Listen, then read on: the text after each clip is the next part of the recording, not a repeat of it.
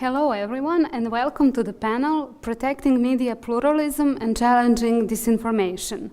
The panelists in this session are Ms. Ivana Jeremić, editor in Balkan Insight, which is a part of Balkan Investigative Reporting Network, BIRN, and Dr. Todor Galev, director of research from Center for Study of Democracy, CSD from Sofia, and our partner. We'll share good practices on the role of the investigative media and what needs to be done in order to successfully counter disinformation and how can we expose state and media capture across the region. Before we start with our panel discussion, I would like to extend a warm welcome to our distinguished panelists, and I would like to invite them to share their opening remarks. Following their opening remarks, I will ask them 3 rounds of questions, and after that we can continue with 15 minutes open floor with you, with the audience. So, Ms. Jeremić, with no further ado, please. Thank you. First of all, thank you for inviting me and giving me a chance to give my few cents on the topic. Basically, we're having this discussion, and as we speak, Serbia is facing another crisis because of the developments in north of Kosovo. And as I was arriving here, I saw news that our colleagues in Kosovo were once again attacked by protesters in Leposavić. So in the last 2 years, it's been more chaotic than ever.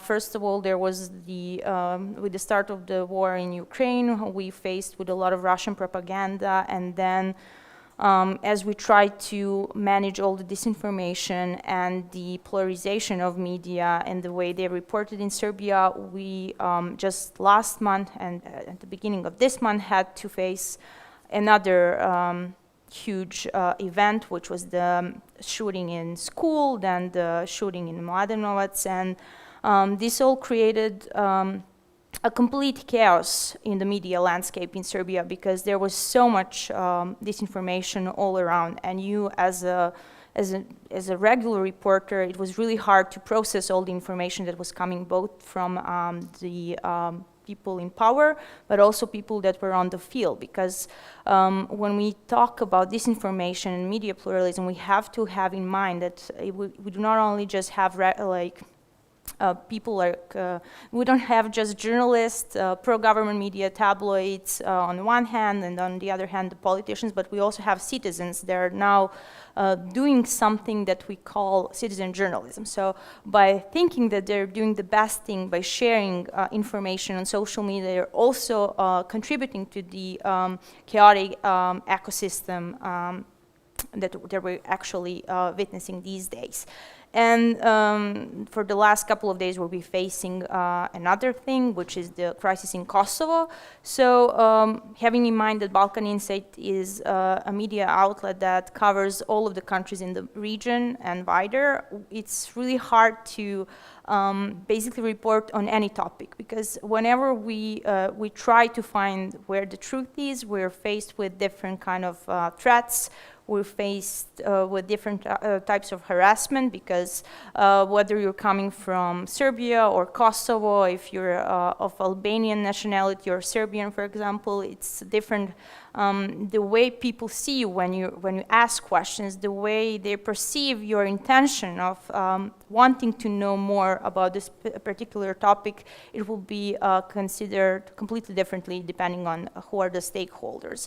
So I would like to point out once again that we're facing a lot of different threats when it comes to what's truth and what's not, when it comes to fighting disinformation, but at the same time I'm very optimistic about the media landscape in Serbia, because we, even though we have a lot of different disadvantages here, we still have the best journalism in the Balkans, I would say, because we have so many smaller media outlets that are doing their best every single day to provide the best possible information for their readers. I think BIRN is one of these media outlets. I think in Serbia we have Krik, we have Cins, we have Insider. So even though the struggle Israel, I think that we're kind of managing to go through it, and it's something that we have to live with. It's something that you decide that you have to live with the moment you decide that you will become a journalist or an editor or whatever. Thank you so much, Ms. Jeremić. Mr. Todor, Galev. Thank you. Let me start with this. CSD, Center for the Study of Democracy, was founded actually in 1989, just a few months after the collapse of communism in my country. And since then, it has worked mainly on good governance, anti-corruption, and economic reforms, not only in the country, but also in the region, with a focus on Southeast Europe or Central and Eastern Europe and Western Balkan countries. In fact, in 2016, from this angle of good governance and anti-corruption, we entered actually also the topic of Russian economic and political influence in Europe. Back then, we developed our original Kremlin playbook methodology, which is implemented until now in more than 18 countries in Europe, if I'm not wrong. It assessed the Russian economic footprint in the European economies and how Kremlin has leveraged its economic presence to influence decision making. But it also further exposed how Russian government has been able to exploit problems in content provision, decreasing media freedom, poor implementation of ownership transparency regulation to amplify its information influence, particularly in Southeastern Europe. And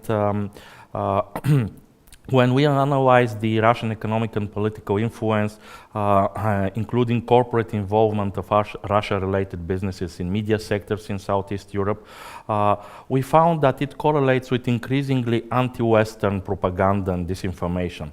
What we found is that a significant part of this pro-Kremlin disinformation in the region is produced, proliferated, and supported by locally owned indigenous media, political and economic actors, which serve as enablers and amplifiers of the Kremlin information influence. Domestic political and economic actors with strong ideological or business links to Russia also use and reinforce pro-Kremlin geopolitical interests and disinformation, and these factors contribute actually to making Russian state-sponsored disinformation propaganda a national security threat for the whole region and by extension also to the European Union and NATO. An important tool of its sharp power, Kremlin, as an important tool of its sharp power, Kremlin has cultivated ties, both official or links, both official and unofficial, with European political parties, like, for example, the anti-European governing parties in Austria, Italy, Bulgaria, Montenegro, Serbia, and so on.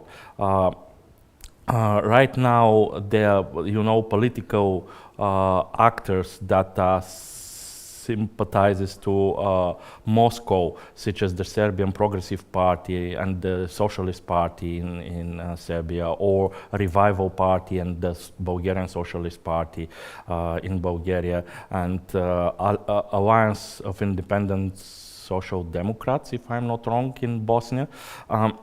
All of them, they are actually supported by pro-Russian media. And the countries of our region are particularly vulnerable to these foreign threats, hybrid threats, because they demonstrate alarmingly high level of what we called cognitive capture. So cognitive capture among the general population, among political elites, but also among the media that are swaying public opinion towards Russia and its authoritarian model.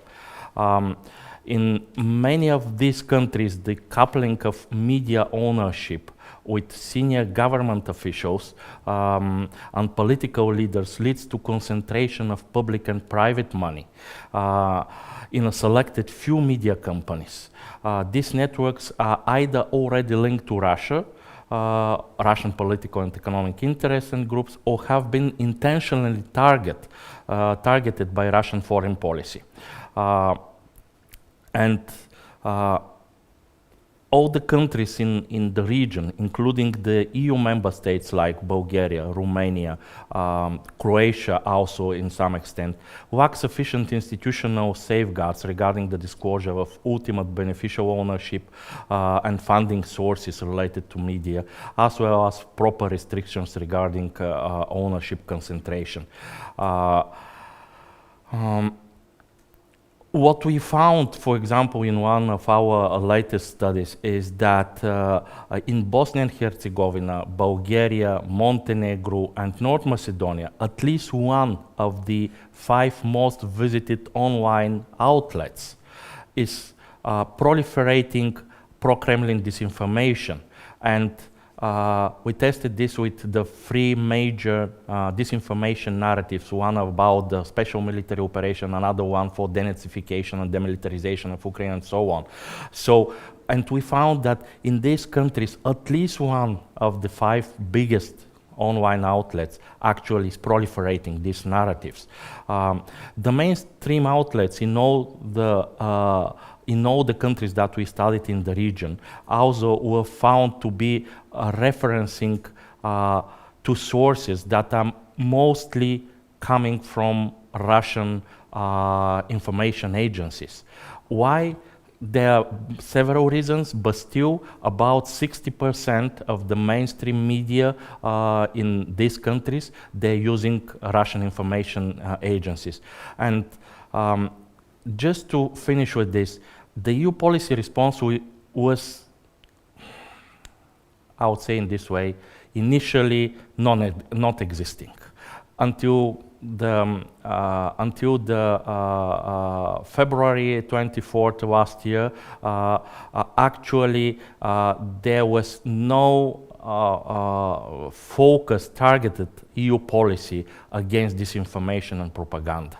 And since then, it is focused on fact-checking and debunking, recently supplemented by strategic communication, which tries to elaborate on counter-narratives that aim at countering already proliferated disinformation narratives. But still, all these measures that are in the core of European policy right now, these are defensive measures.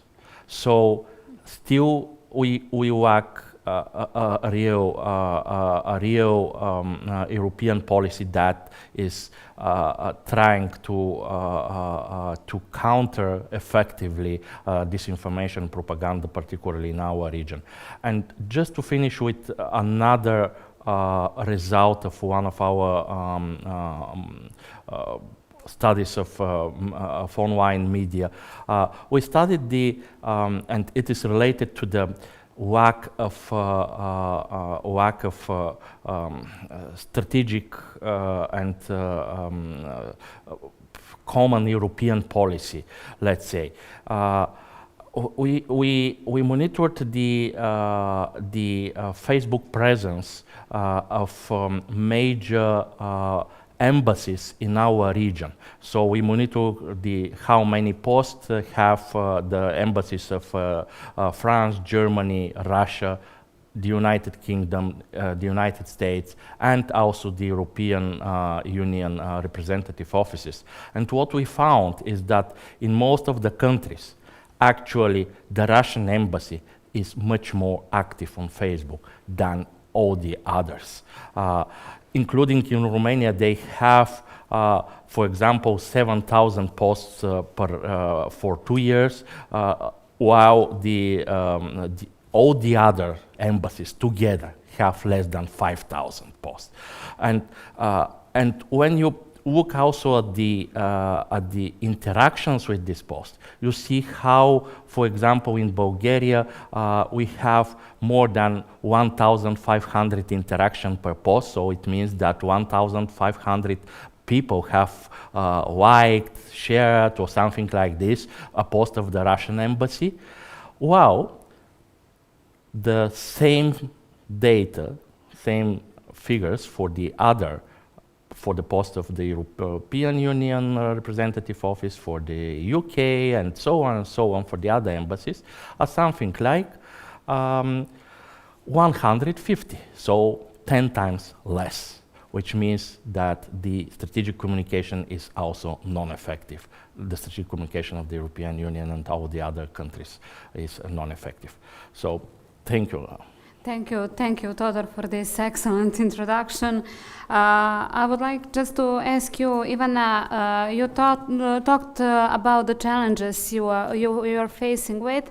What are the state-induced challenges which you are facing with as someone who works in independent media in Serbia and as well as in the region? Yeah, I think. When we speak about Serbia, we also speak about the region because, Mr. said, basically we all face the same issues because they all use the same tools to combat independent journalists. When it comes to disinformation and media pluralism, the biggest issue is basically that at the end of the day, the state has a say in, especially when it comes to funds that media can use, when it comes to frequencies that they can obtain or not. So currently we have these protests claiming that media landscape is basically destroyed by our state. Some of the challenges we all face in the region is basically the amount of disinformation, and disinformation and fake news are often produced by politicians, by people in power. And when we talk about social media, where basically this disinformation and fake news are being spread, it's especially hard, especially if you're a fact checker, because even if you do fact check these claims, these posts will still remain available all around the platform, because according to their terms of rules, they do not need to, they do not fact check politicians' claims, and they do not feel responsible for flagging this type of content. So basically, with a huge amount of data that you have to process, having in mind that you have to report on any single topic, and that any single topic can be misrepresented, basically, and can be used to as some kind of a propaganda. So you will have, you as a journalist have to face on the things that really matter. So we're not gods. We cannot process every single information and verify it. And what brings us to another layer of issues is basically sometimes for you, in order for you to verify some kind of information, you need answers from the state. And sometimes journalists are ignored, either because people working in those institutions are too afraid to give any information because they don't know how it will be used in the end. Sometimes independent media will be boycotted in a way. So if you're, for example, requesting information from the Ministry of Police, you will most probably not get any information, whether it's just a criminal charge against some random people or it's something that concerns a bigger case.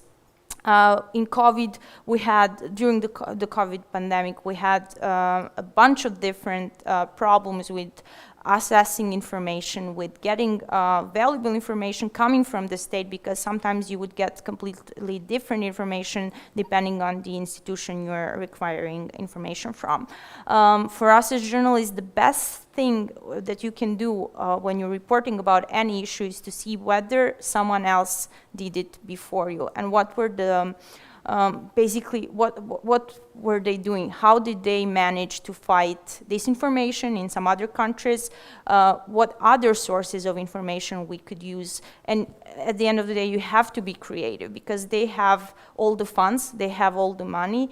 You don't have capacities, you don't have the money, so you have to be creative. You have to use open source investigations. You have to make partnerships with other smaller media in order to combat disinformation. Thank you. Hopefully I responded to your question.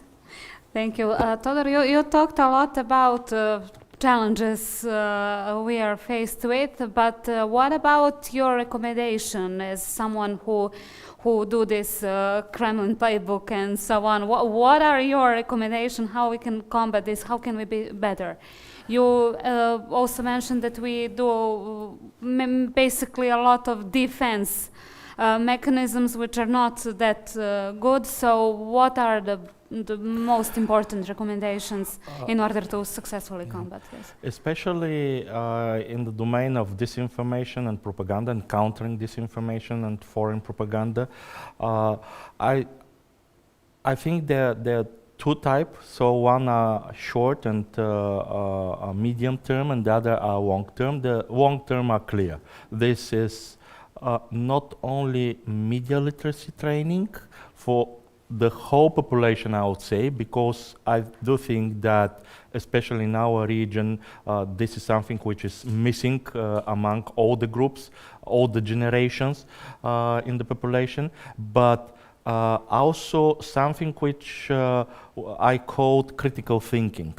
So it's not so much about media literacy, it's about critical thinking, to help people develop this critical thinking when they consume information, never mind whether it's come from Facebook, Twitter,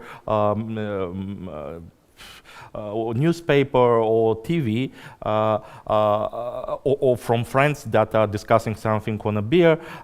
You should apply some rules of critical thinking to understand whether this is what you hear is true or not, reliable or not, and this is the long-term decision. But the short-term and medium-term, there are several. First of all, none of the countries in the region have their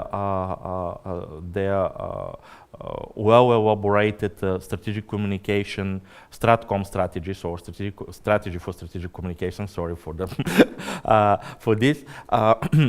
How to react state institutions, for example, and let me be politically incorrect in this, but European Commission put millions, dozens of millions of euro into fact-checking and debunking activities across Europe.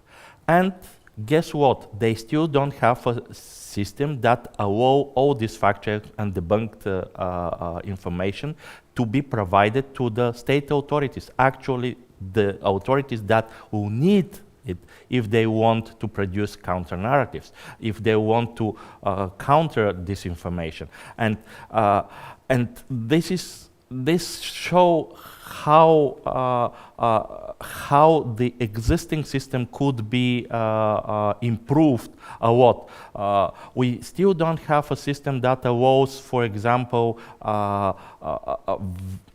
cross-language search of already make fact checks, and the fact checkers from different countries very often are doing the same, so they're fact checking the same narrative which is proliferated in the different countries. So these are some measures that could be taken. Another one is that we need a new kind of institutional and regulatory framework, because the digital world, the digital domain where most of the disinformation happens actually is very complex.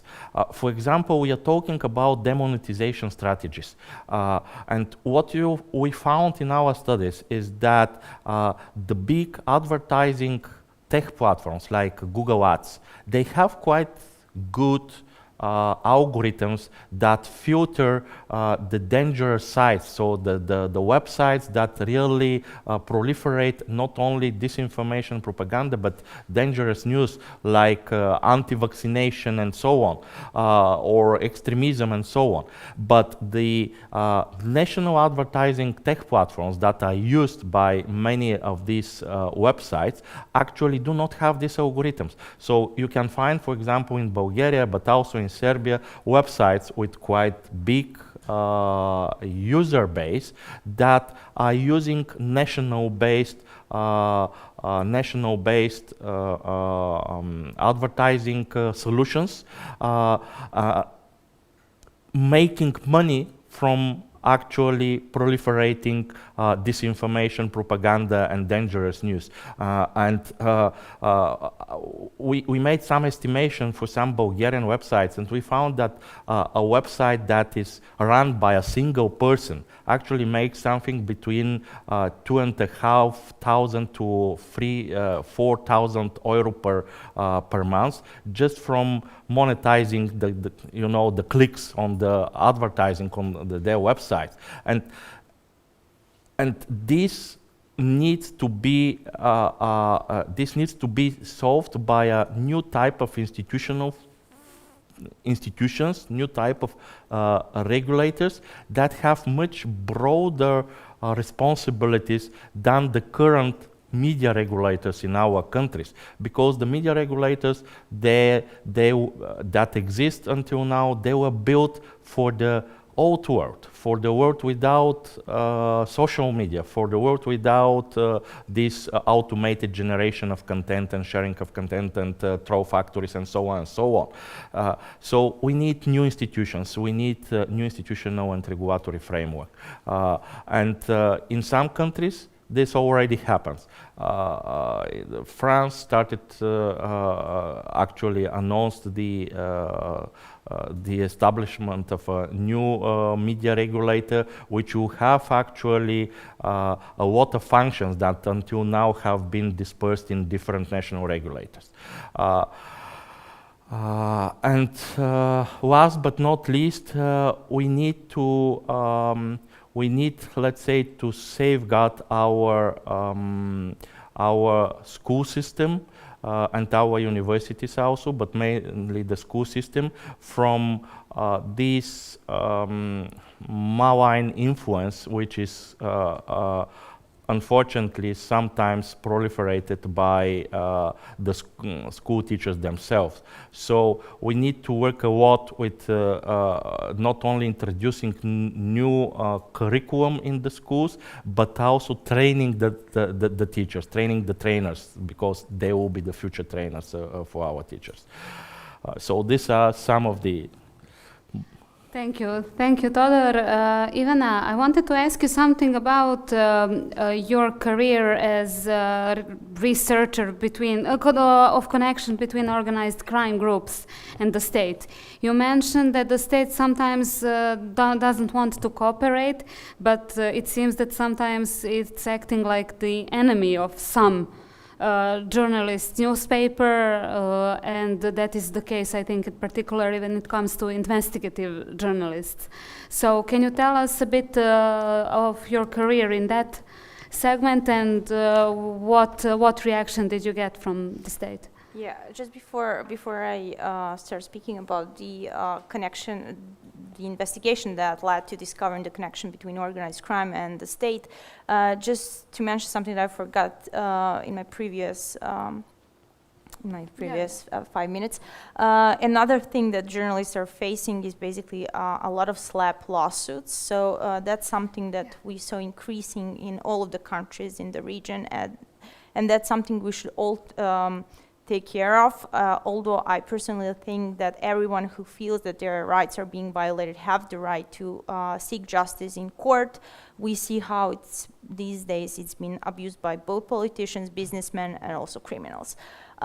Speaking of disinformation and the way propaganda works, I was thinking what story would illustrate it the best, and I realized that it would be best to speak about the story that I worked for years on. I started investigating football hooligans in 2015, I think, and then in 2016, that was the first time I wrote a story about Veljko Belivuk, and most of you probably know about Veljko Belivuk now because he kind of became a superstar in terms of criminals in the Balkans.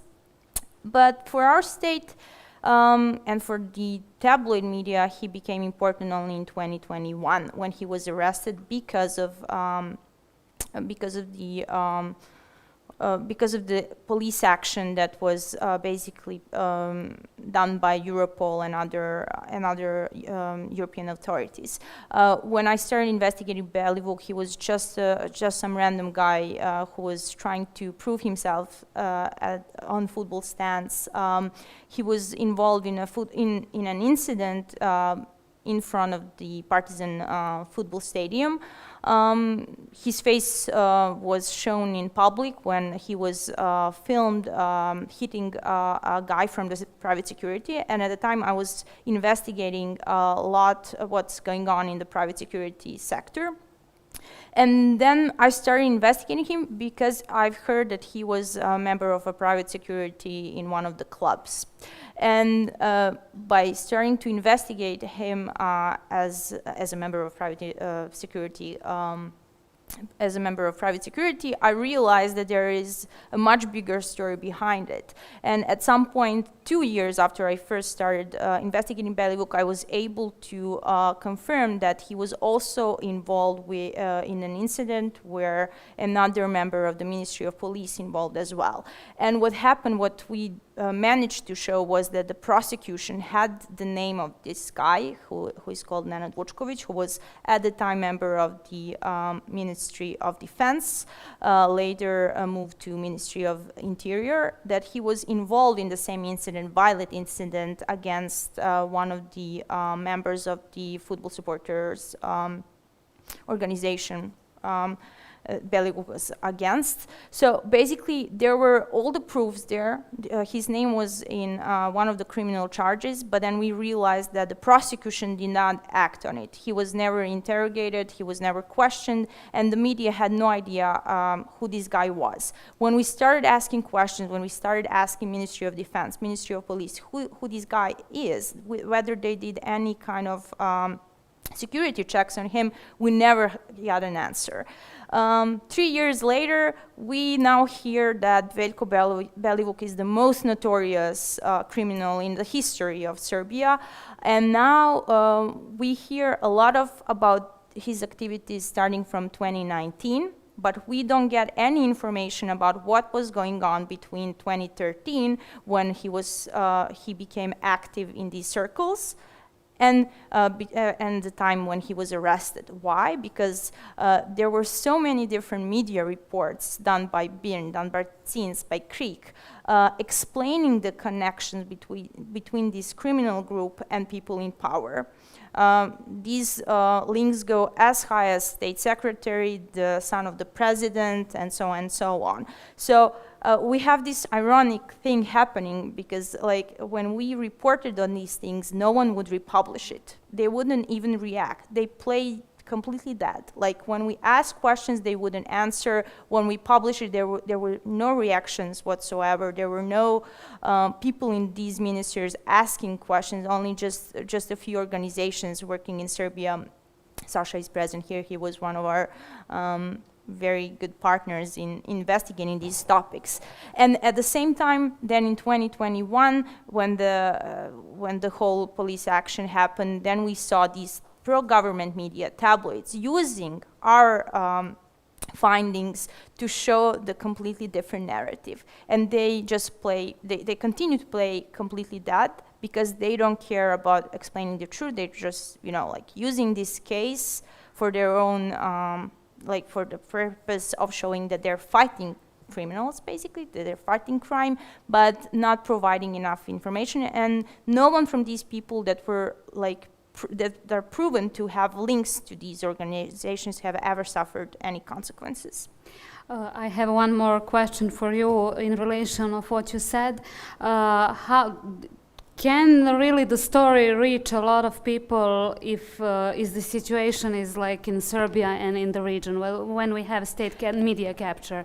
How can you reach a lot of people if the state clearly favors one type of media instead of another?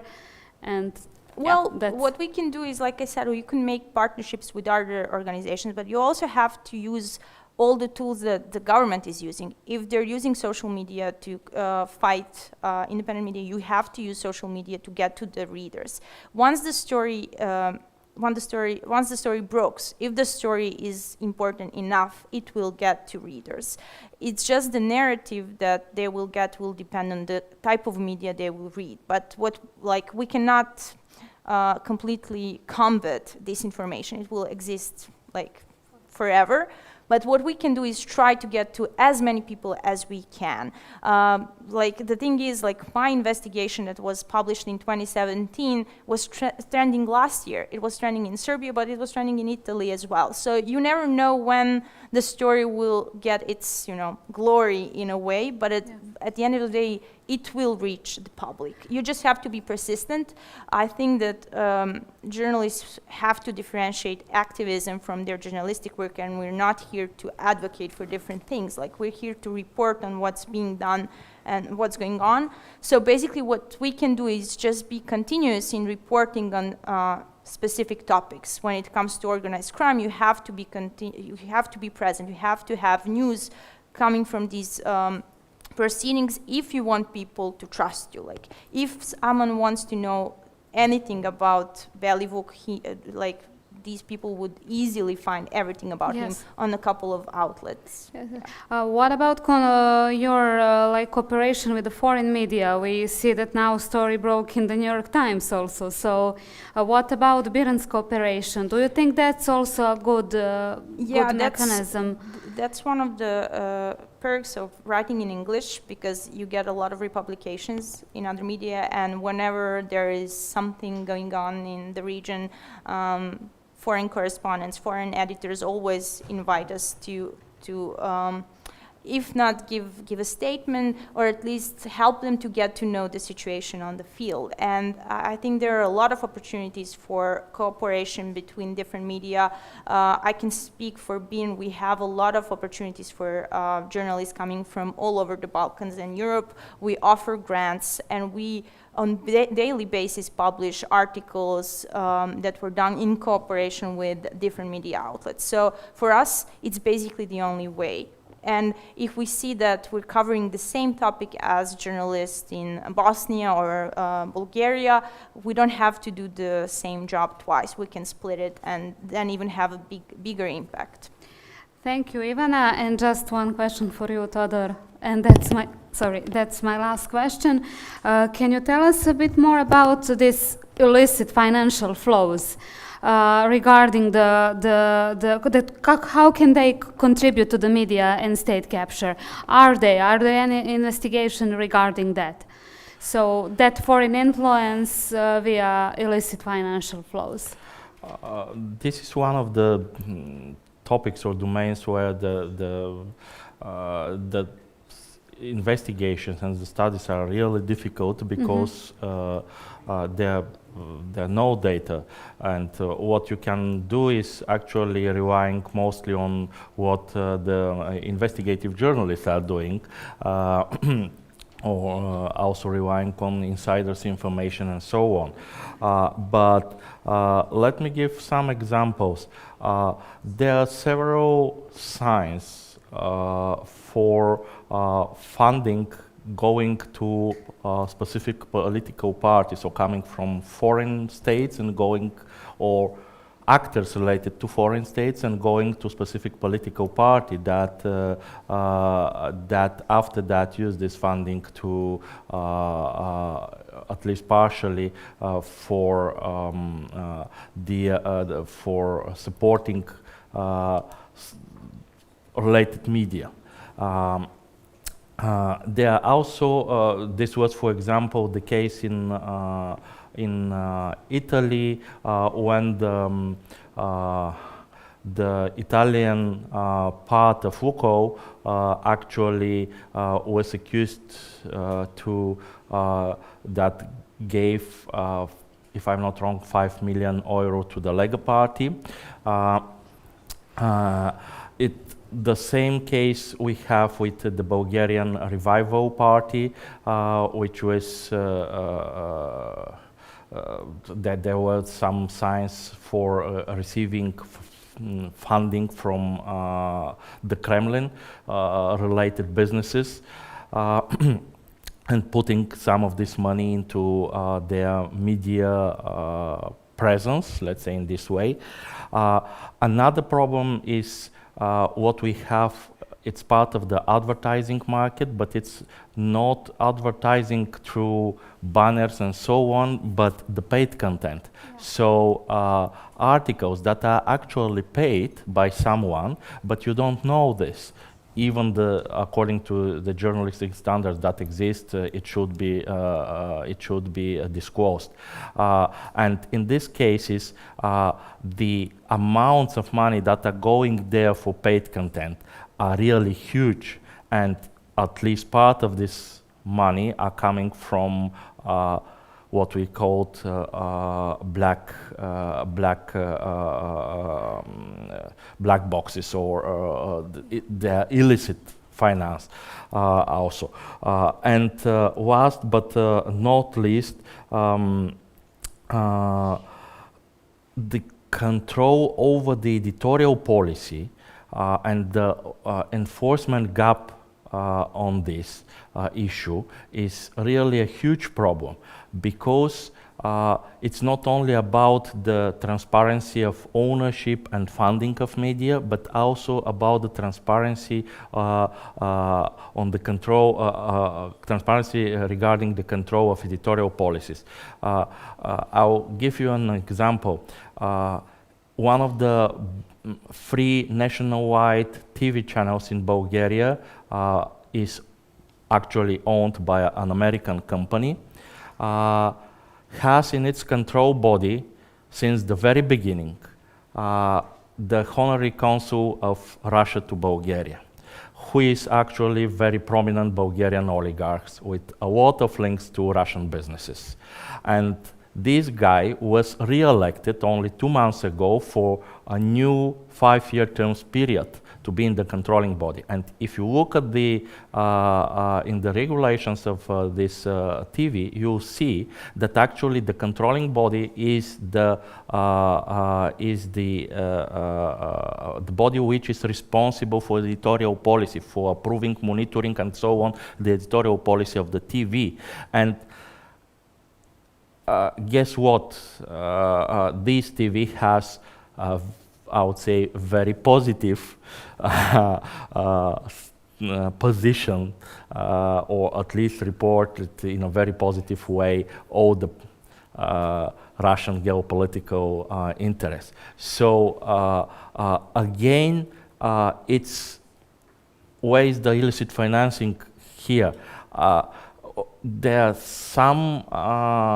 some suspicions, of course, unproven until now, about corruption-related behavior in both electing this guy there and also about his role in electing the top management of the television. Thank you, Todor. Unfortunately, we're out of time, so time flows, so we don't have time for questions from the audience. Dear audience, we will now have a 5-minute break till we set the stage. Less, 3-minute break till we set the stage for the next panel. Dear panelists, thank you very much.